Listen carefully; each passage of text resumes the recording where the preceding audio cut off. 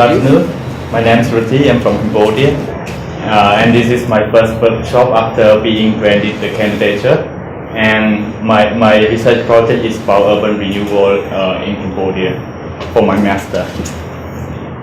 And this is the present structure I'm going to talk about today, the urban scenes. I'm going to give you the insights of how Phnom Penh look like and research purpose, why I do this and why this research is significant, and the progress I have done so far, including case study and the mapping of the site location.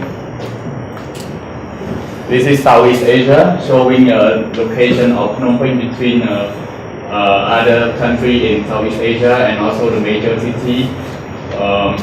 Here is Phnom Penh. It's near Bangkok and also with connectivity to other cities in the region like Kuala Lumpur and Singapore and also Hong Kong. And this the city of Cambodia. As I pointed out before, here is Phnom Penh and other major cities. And this is how Phnom Penh look like. The population is about 1.5 million, so it's about the same size as Auckland, but it's in a very complex site, very densely populated. And also we have the problem from the former landfill, which is very close to the city, and also the slum. And this is another view how Phnom Penh look like. It's in a very compact area. And the current situation and problem that is happening now in Phnom Penh. Since Cambodia suffered a decade of civil war, we don't have the planning now. All the planning are from pre-war period. And currently we have no public transport. People rely on their own transport and cause traffic congestion and also pollution. And another important problem that that Phnom Penh suffer from is the constant flooding from stormwater, which we see during rainy season running from May to October.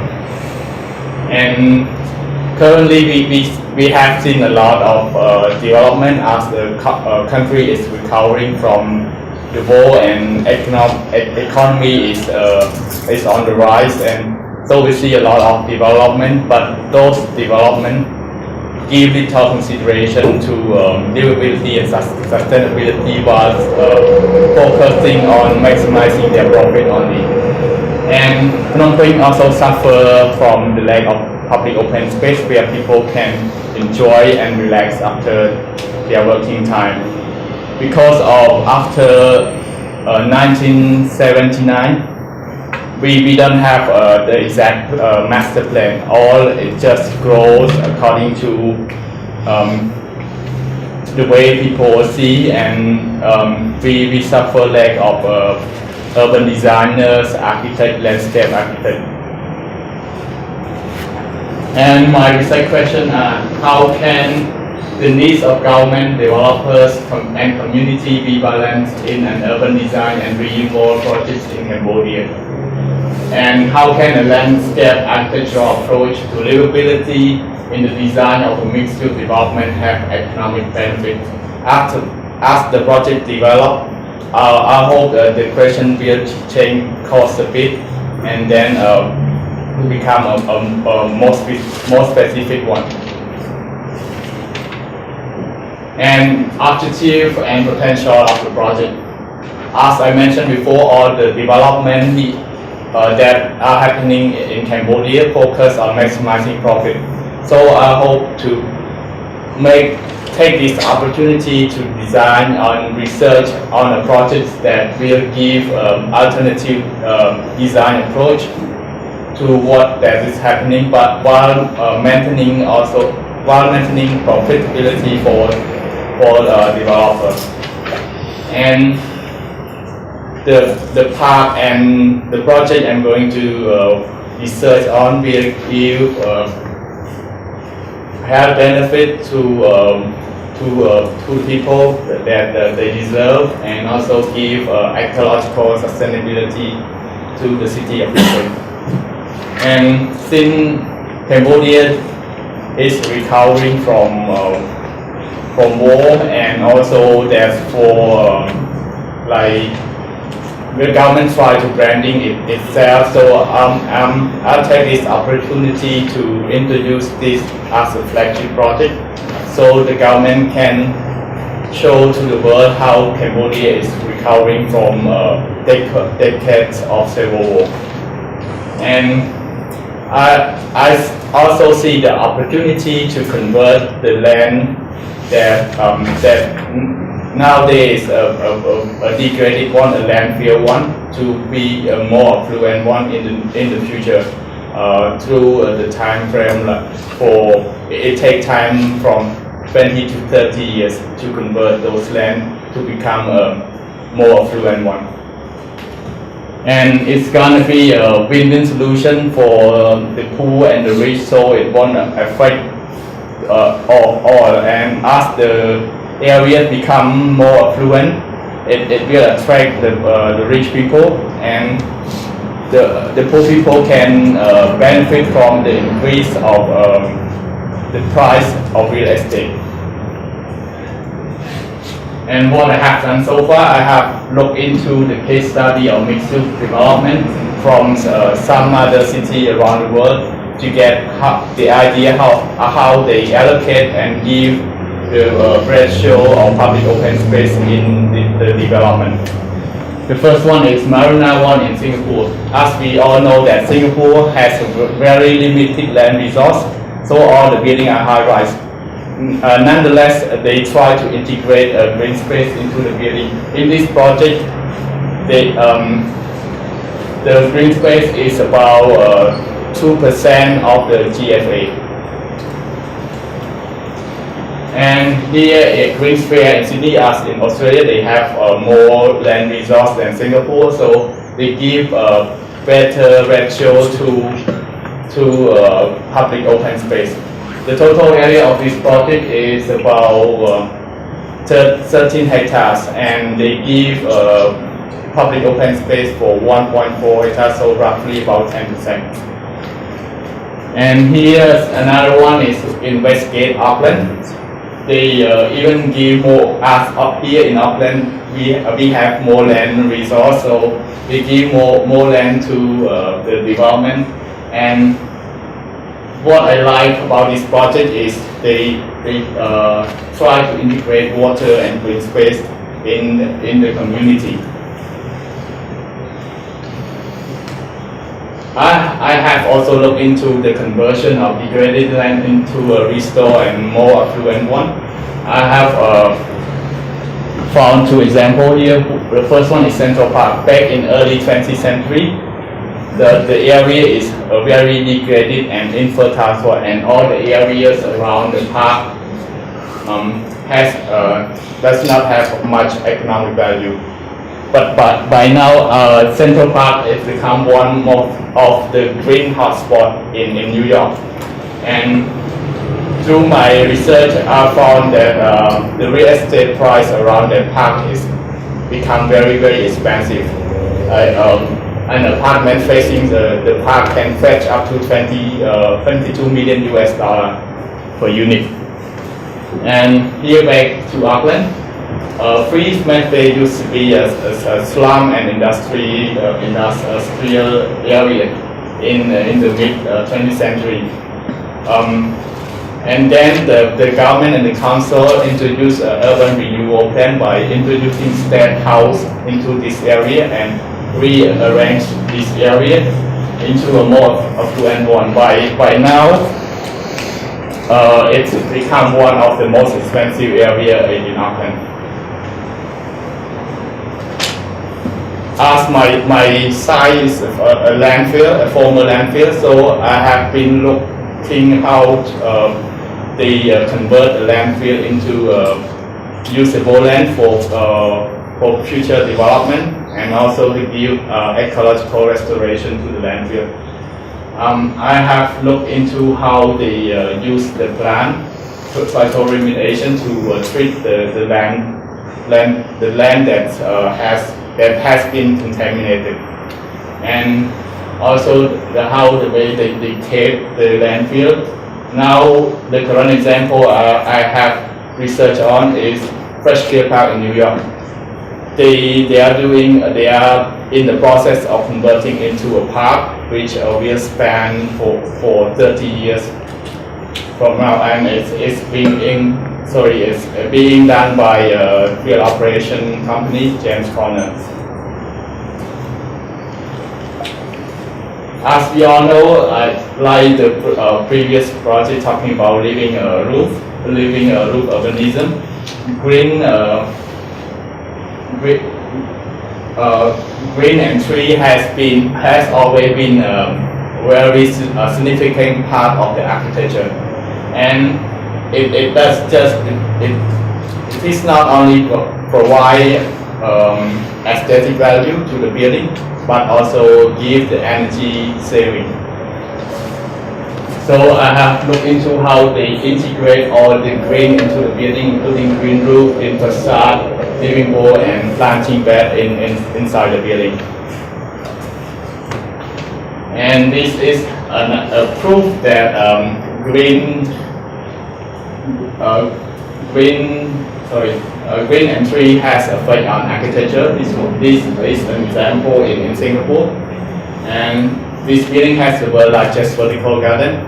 The most important thing is that it saves the energy and the money that amount to like 500,000 Singapore dollars per year, and give the air conditioning energy saving between 15% to 30%.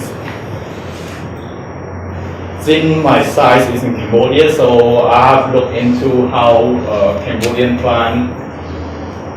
I have looked in research on Cambodian plant, so it has a potential landscape use in the design in my design of that park.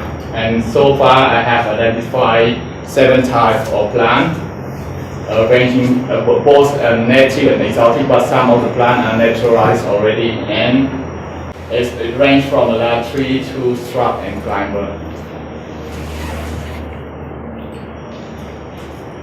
Since, as I mentioned before, the developer and government also only focus on maximizing the profit. So I have looked into how carbon footprint and carbon credit give economic return to the project. So it will be more appealing to the developer and government. And also the benefit of green space in terms of its effect on economic returns, on health, on society, and how green space help the ecosystem to balance. And as you see on the previous slide, Phnom Penh has a lot of water, and we suffer from storm water.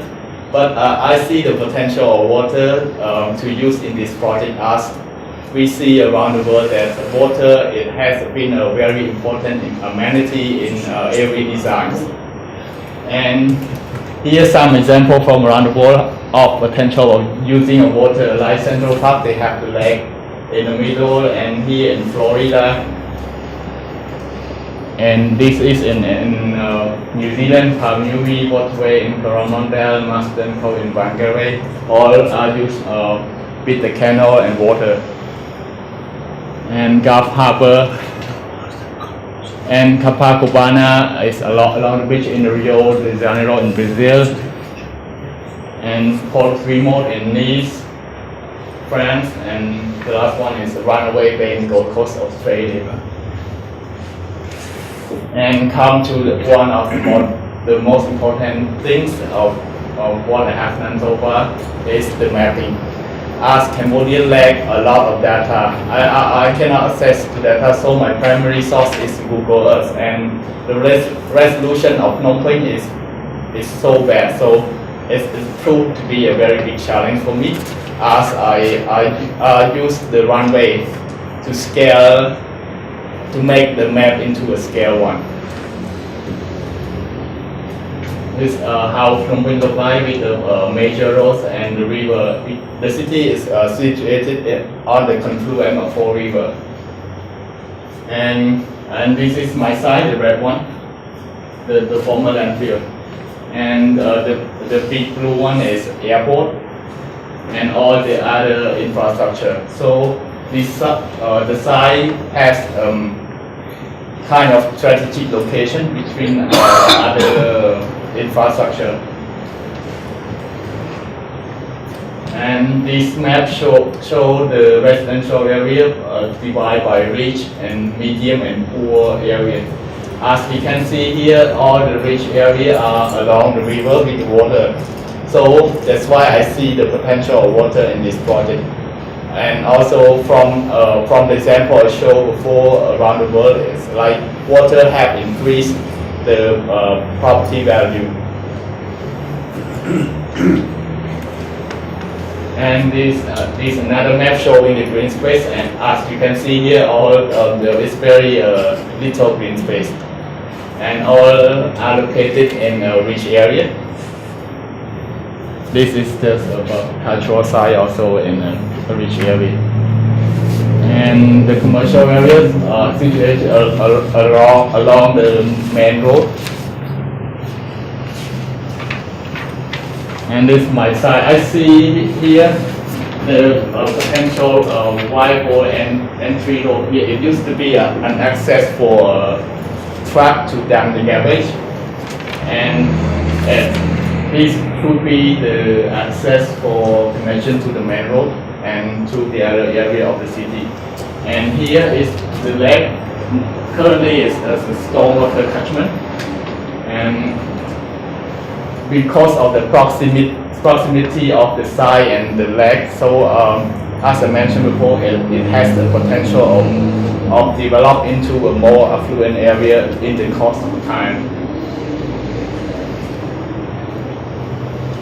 Thank you. And my next move is to continue mapping and create a tentative development program and come with the sketching, the first conceptual sketching, and with more with the case study. Thank you.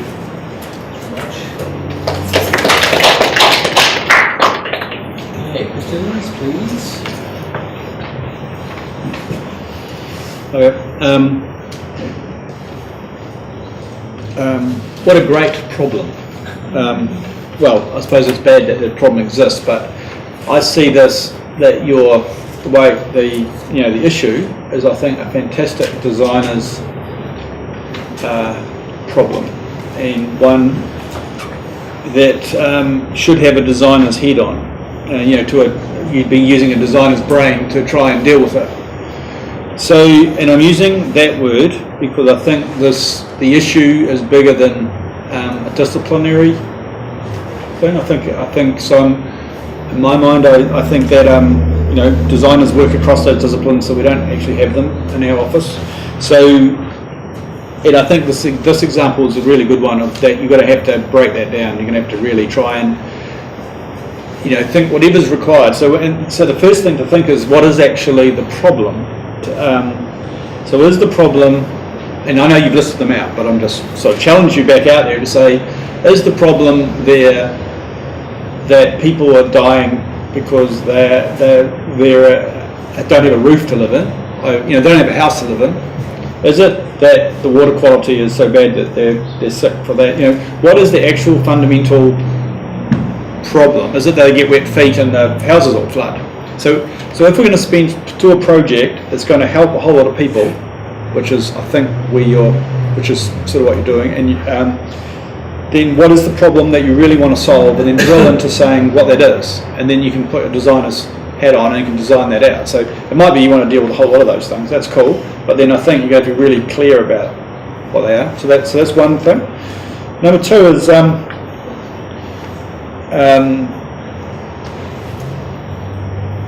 the idea that basically the premise seems to be that gentrification is good. So, doing up an area is good.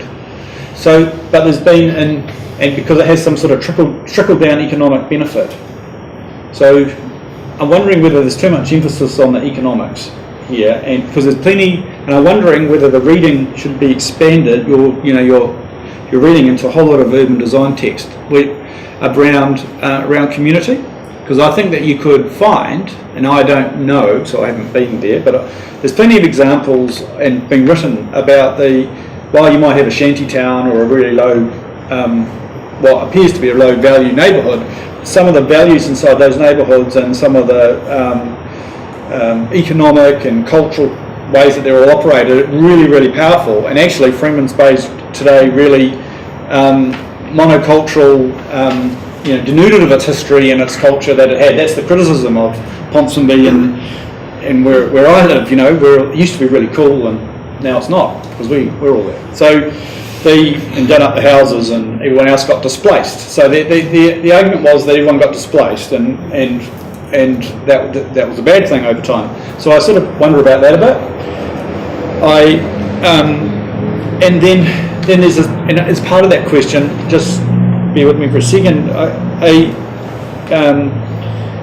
A long time ago when I was a student, one of the students in our class asked this question, and I think it sort of applies here, which has troubled me ever since. And she was a really bright cookie. And the question is really design, and it goes to the heart of what I've been saying. Is design and extravagance of affluence. So specifically landscape architecture. So I think there's a question of, like, if you're going to use design here, and I'm saying it's the most powerful tool to use in this situation. I think that's why it's exciting. Be careful it doesn't get dragged into there's an interesting dilemma about how to deal with that, and that's cool. And my last thing is, in your examples that you had of the three things, Singapore, Sydney and Auckland, the Singapore one is a good example because it's all in the middle of the city. Green Square is 1k out of Sydney CBD, or thereabouts. Westgate is 15 k's away. So you need, if you're going to use them as examples of why you like it, and you're talking about a city that's really compact in Pompeii, then you're going to have to use another example, because I don't know whether the Westgate one fits it. That's all. Yeah. I think just like this example, I try to raise how they allocate all the green space according to the space. I mean the ratio of the space and green space, of the floor space and green space. Sure. So yeah. That's me. Yes. Well, I'll keep going. Or you Yeah, I just had a couple of things, Rithy. I think David's right. There's a whole heap of potential within an organically formed, no low regulation environment. There's a whole lot of stuff that can happen that you have a lot more freedom to think about, quite apart from it being a student's exercise, an academic exercise. So it's great. I question the use of affluence as well as being the term that you should use. So I think perhaps you should look towards another one rather than affluence. I'm not sure what that is. Something that does bring in the social side of things a bit more than just purely affluence. And I wondered if there's examples that are closer to Phnom Penh. Rather than looking to, there's a whole lot of quite westernised sort of things. If there's anything that's closer in Asia that you can draw from, is there any traditional architecture forms within Cambodian culture that you can sort of drill into and see if there's stuff you can draw in that urban form, traditional, historic urban form? I wonder if you could explore those equally. Yes, we have that kind of thing as well, but it's in terms of urban form. Mostly we have for the architecture, but for the urban form, it's like we don't have that kind of thing.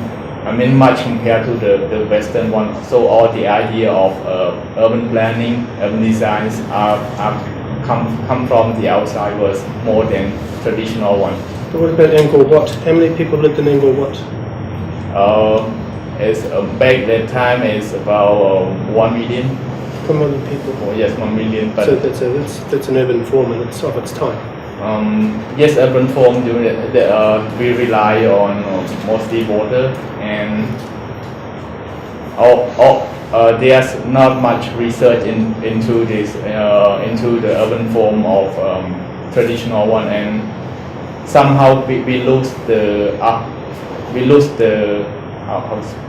some evidence of that after the demise of Angkor, and all the document that has been produced during that time has been lost during the war, and even now we rely on the sandstone, the script on the stone to get all this, but until now, through my study back in architecture in Cambodia, we never come across that kind of urban form,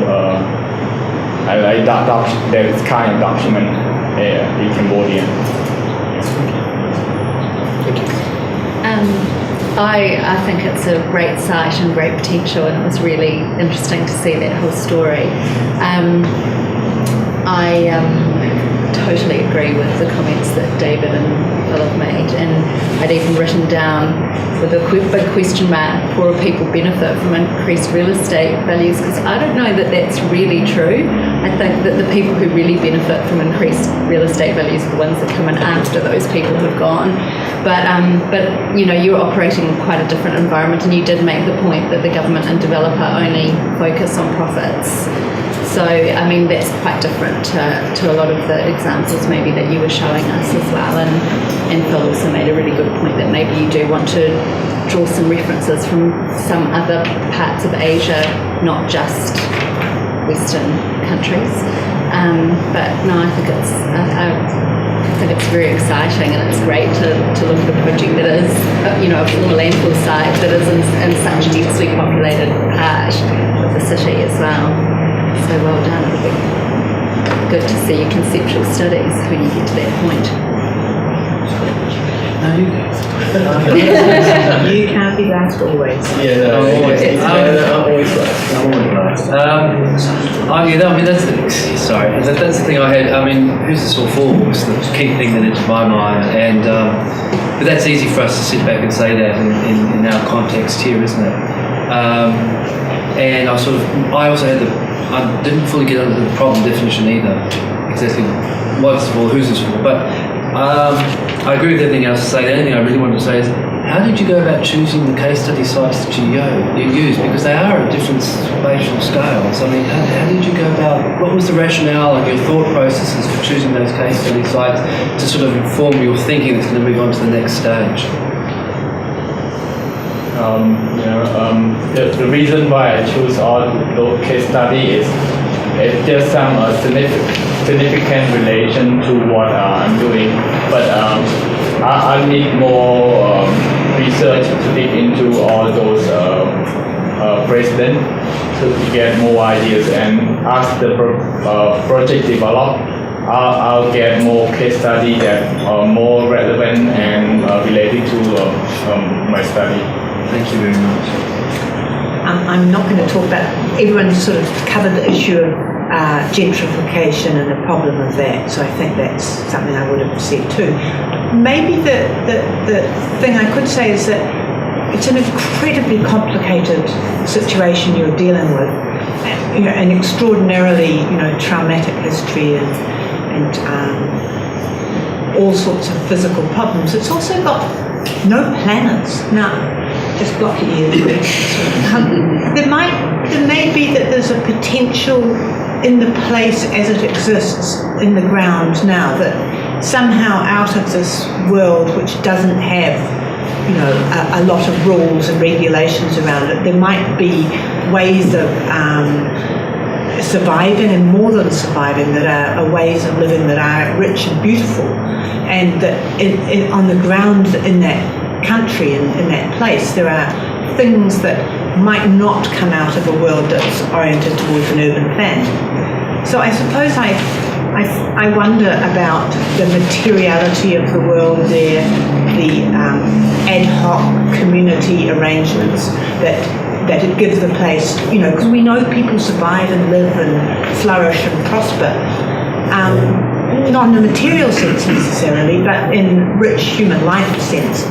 So thinking about that made me wonder about the business of the mapping. Mapping's always from above, external, refusing materiality, making it difficult for you, as you say, to get a sense of scale and occupation. So I think maybe there might be, maybe you need to map, maybe, but maybe there are other ways that you might investigate the nature of what's there in order to propose future things. Yes, on-site observation will form a part of the project. I think that's very significant because it helps me understand how the environment look like and how the atmosphere, how the people live, and so this is just a primary data, and I'm gonna collect more data. So I believe I have to fly back and see all those things and then collect more data. Maps have problems. Sarah, or maybe could you suggest? I mean, there's been quite a few projects recently, maybe in India, architectural students kind of investigating, self-organising. South Africa, Shanty Towns. Is there some text or there's a lot of they could use, or I'll try and... There's the concept of co-production, isn't it? That seems to be getting a lot of traction in South Africa, doesn't it, in this place? Because I'm more into the ones I know about. I think that was really well put. I agree with everything that was just said. I think that there is a really cool project in here if you can nail that, sort of, I suppose, the cultural sensitivity of it and acceptance of what that is, and that not try and put our stuff on it, but worried about that. But I think there are good examples, I think, of really successful places. It's just got a different lens over them, that's all. We're just careful to put our lens, not that Western one, over it, including the economic argument. I think it's a bit of a worry. There's a lot of work in co-production done in Cape Town. I forgot her first name, Watson, Cape Town. There's a lot of that type of stuff and changes that. Because I pick up Sarah's point. I get very worried about sort of Western ideas imposed onto, and I don't want to be seen in the wrong way, but imposed on developing countries. And I've seen many plans over the years that have just gone absolutely nowhere because they're just not reflected. And I think I forgot her first name, but there's a lot of work done in Cape Town on this type of stuff in the South African environment, especially around, as you say, the shanty towns or the townships and how to do that. Not how to do that, but that type of stuff. I think I might just make one quick observation about and I think you're quite right about the complexities, difficulties of this location, and the potentials of it, obviously. I think what Rithy is grappling with, and this is partly what's motivated the economic imperative, is that all development is totally dominated by corrupt developers, pretty much, who work with government. Nothing else happens there. So that's the environment, and so that's given the project this sort of an economic kind of lean. And so that has to be shored up. That has to be a part of the project in order to make it feasible. And then you slide in the kind of things that cultural factors, environmental things. So it's come about on account of that. But you could counter that by saying, if you were doing to a developed country, you'd go and go to the World Bank and circumnavigate all that. I mean, you don't have to play that game. If you have a good enough case, you could go get funding from the World Bank and they'll deal with it in a different way and take it outside that environment. So I mean, it's pretty hard asked to try and then make it stack. Maybe I see what you're trying to do, which is normally I totally agree with. This one, I'm wondering if that's something that would end up putting a lens over it so strong that you can't allow the other things to come out. Just you got a couple of words, no? I want to add as Hamish has mentioned about the corrupted official and government, the current development, they try to fill up the land to sell the land. This lake has already been filled, and this one is being filled as well with the sand. And then they sell the land to developer, and all they make is just make house and building for sale with little consideration to green space. Okay, I think that's good. So it's, thanks very much, Rithy.